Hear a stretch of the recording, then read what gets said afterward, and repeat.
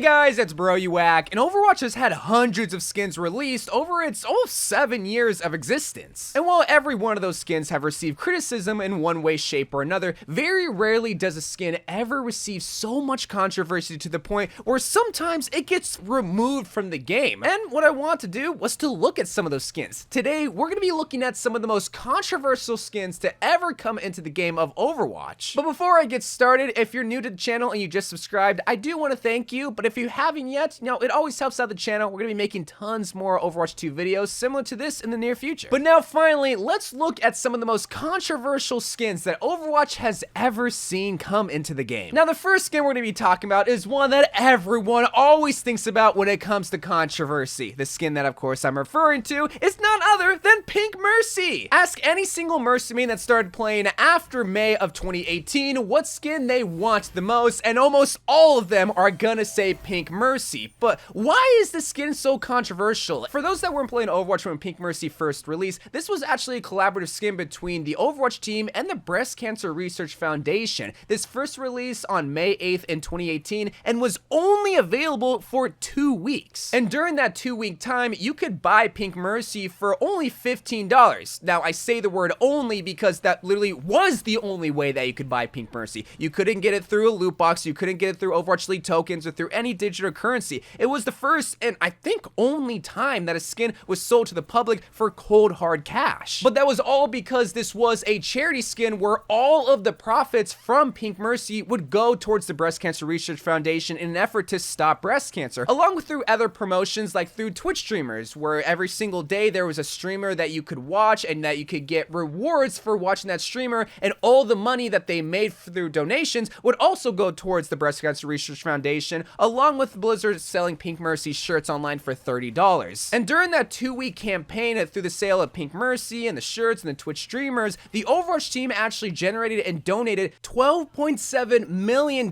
and donated it all to the Breast Cancer Research Foundation. And just seeing that gigantic number makes me proud to actually be a part of that campaign, but it also makes me wonder, well, why don't they bring back Pink Mercy in another charity event where they can make even more money for the Breast Cancer Research Foundation? And you see, that's actually the reason as to why the Pink Mercy skin hasn't returned into Overwatch 2. Actually, 2 reasons. The first is because this is a charity skin. It'd be very scummy for the Blizzard team to bring back Pink Mercy, sell it to their player base, but make profit off of a skin that was made for charity purposes, especially for a charity that is stopping one of the most devastating leads of cancer in women in the whole entire world. And while that's easy to understand and sympathize with, a lot of people use the argument, okay, well, why don't they just bring back the Pink Mercy charity event again, where all the profits go to the Breast Cancer Research Foundation? I'd be happy to pay even $20 for a Pink Mercy all over again if I knew I got Pink Mercy again and I can help stop breast cancer. And while this is all based on speculation, as a marketer, I can easily understand why this could happen, but it's probably due to the contract language between Blizzard and the Breast Cancer Research Foundation, where they wanted it to be a limited time skin. They wanted this skin to only release during that 2-week period because they wanted to drive incentive and hype, even though I don't like using that word for a charity skin, for people to buy the skin. If people knew that it was just going to return in 2019 and then in 2020 and then 2021,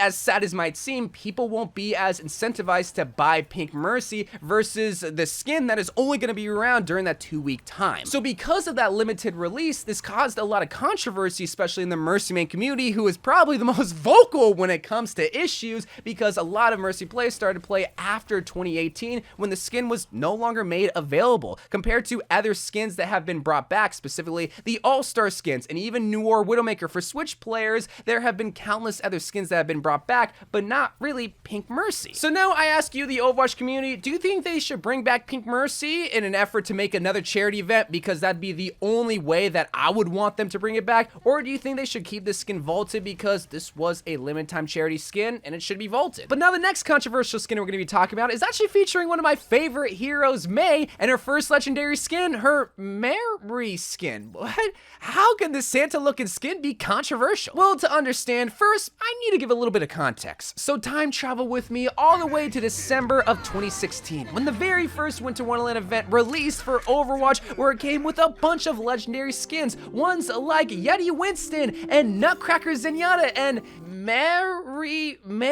Wait a minute. this is a legendary skin? But this is just giving Mei a recoloring of her classic skin and giving her a Santa hat, just like how Lucio got in the same event with his epic skin Andy's, where he got an all teal look, but a teal Santa hat. So a lot of people were wondering when they saw this legendary Mei skin that seemingly just seemed like a recoloring cost 3,000 credits when this event first released. And it was all due to the fact that Mei's ice block transformed into a snowman. No longer was it this regular old boring ice block, but a snowman made of ice. And a little detail that I'm sure a lot of people also missed that helped enforce that this was a legendary skin, obviously, was that whenever Mei went into her ice block, her Santa hat actually flipped onto the ice snowman. But while the animation is cute and the ice snowman is even cuter, a lot of people felt cheated and kind of scammed that this legendary skin was taking a spot in their loot box that otherwise could have gone to, well, to Nutcracker Zenyatta, or to Yeti Winston, or to any other legendary skin that was in the base set of Overwatch skins. You have to remember that whenever a loot box opened and it gave you a legendary skin, that you wouldn't get another legendary skin for like another 7 to 10 loot boxes. So if you got this Mei skin, not only did you get a skin for here that at the time people absolutely hated, but you also got a legendary skin that people felt like it wasn't deserving of its legendary status. So after that controversy, which you'd be surprised how much attention this skin got back in 2016, the Overwatch team never really redesigned the accessories of heroes to the point where they made a seemingly epic skin into a legendary skin. But who knows, maybe this was actually the first step of mythic skins that we now see in Overwatch 2, where we're able to customize the accessories and skin of a hero. So maybe when Mei receives a mythic skin, we'll be able to customize the ice block that she goes in. But now we're going to talk about probably the most controversial skin in Overwatch that I intentionally saved till the very end of the video.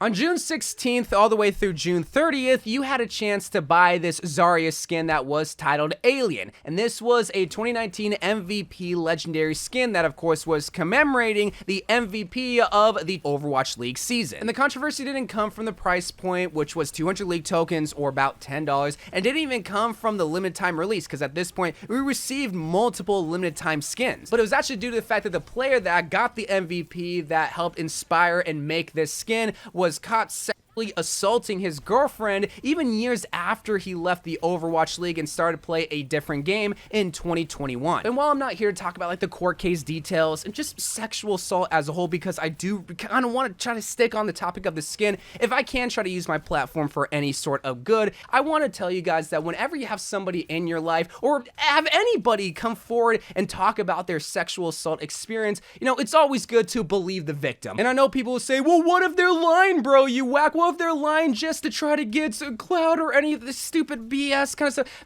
you know, you just always want to try to side with the victim because they're the ones that's hurting. They're the ones that's suffering. And this is exactly what happened with the player that got this Alien Zarya skin, is that there was so much controversy around this girl that was coming forward and talking about her experience with hard evidence, and people still just didn't believe her. And even still to this day, it's still controversial when it comes to that side of this Alien Zarya skin. But when it comes to like the skin itself, what amazed me the most is that as soon as the story came out and the Overwatch League heard about this, what they did was that they offered a refund for anybody that got the Alien Zarya skin. Even though this skin came out 2 years ago, the Overwatch League offered anybody a 200 League token refund that they can use to buy a different skin or just keep in their wallet, or whatever the case may be. They couldn't get their money back, but they could get the 200 League tokens back. And I do want to give credit where credit's due, because the Overwatch team, and especially the Overwatch League, did not need to do that, especially for a player that was no longer in the league. So technically, this became the first banned skin. I'm using the word banned very lightly, but it just fits better in a YouTube title and thumbnail that is in Overwatch because, well, it got removed from the game, but not fully, because you didn't necessarily need to comply with the refund. You could still keep the skin if you want to keep the Alien Zarya skin, and people did. But because one bad apple ruined the fun for all Overwatch League players, players in the future no longer will receive MVP inspired skins from individual players, but rather just championship skins from teams as a whole. So the only MVP skins that we got was Jonak's Zenyatta skin, Alien, and Fleda's Echo skin. And while I can understand why they stopped doing it, it still was cool to see a very creative skin commemorate a player that worked really hard in their league. But again,